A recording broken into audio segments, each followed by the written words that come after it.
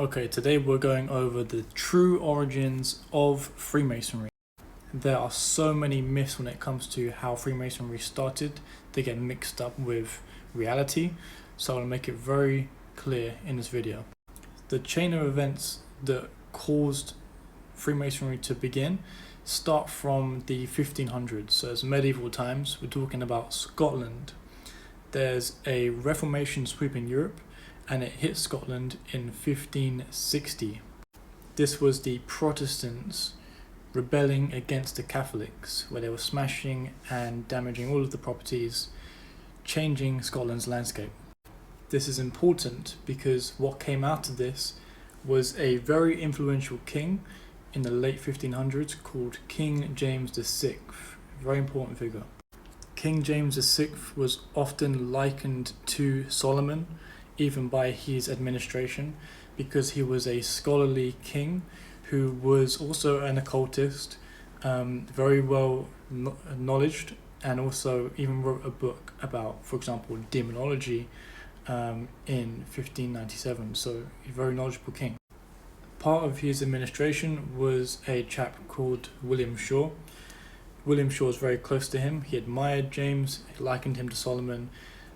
William Shaw was one of the first men in Scotland to be known as an architect.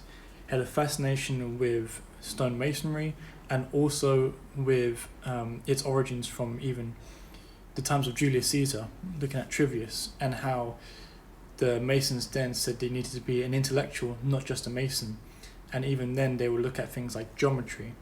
But William Shaw was very influential because what William Shaw done is he would end up hosting meetings around Scotland, and that would be kind of the first start of Freemasonry in a way, without being called Freemasonry. At the time it was very focused around the work of being Masons. However, they were quite intellectual conversations. There were secrets kept in these conversations, and this would lead to what is known as it's called the acception. And that is what Freemasons were known as before their modern name.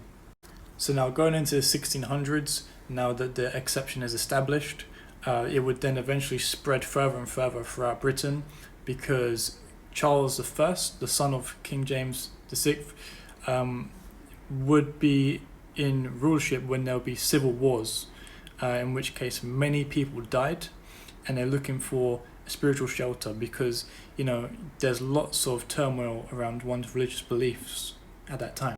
So a lot of people would join the exception so that they could share freedom of thought and freedom of expression of their beliefs. This also caused Masons to be spread down to England as well, and some influential figures got involved into the exception at that time too. A notable figure is Elias Ashmole. He was a very academic fellow. He's even got a museum, I think it's in Oxford, the Ashmolean Museum, because he was, yes, an occultist, but he was very fascinated by records of the Rosicrucians as well at that time, which I think reports were coming from Germany, which fascinated him, and also those themes were included into the exception at that time. From this point, it started picking up more and more people that were not stonemasons. They were actually more intellectually curious and also wanting to hop on that sort of thrill factor that the Rosicrucians had provided. Now we come to 1666. Very important year for London, unfortunately, because there was the Great Fire of London. And that event alone, which destroyed most of the city of London, had been a huge reason why Freemasonry started, especially picked up its roots in the city of London, because we've now had a destruction of all wooden and thatched buildings.